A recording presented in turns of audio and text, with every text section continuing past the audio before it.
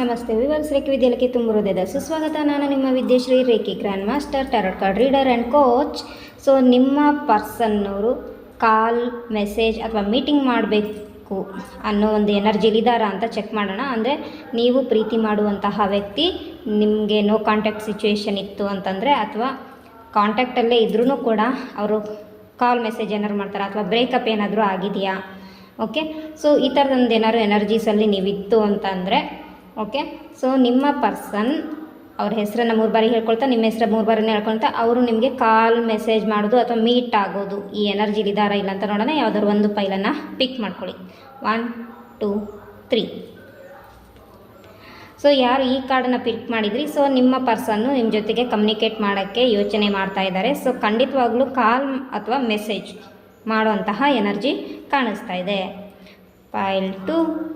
So ನಿಮ್ಮ ಪರ್ಸನ್ನು strong ಆಗಿ ನಿಮ್ಮನ್ನು ಮೀಟ್ ಆಗೋಕ್ಕೆ ಹಂಬಲಿಸ್ತಾ ಇದ್ದರೆ, ಬಹುಶಃ ನಿಮ್ಮ ಇಬ್ಬರ ಮೀಟಿಂಗ್ ಆಗೋ ಚಾನ್ಸಸ್ಸು ಇದೆ, ಕಮ್ಯುನಿಕೇಷನ್ ಆಗೋ ಚಾನ್ಸಸ್ ಇದೆ.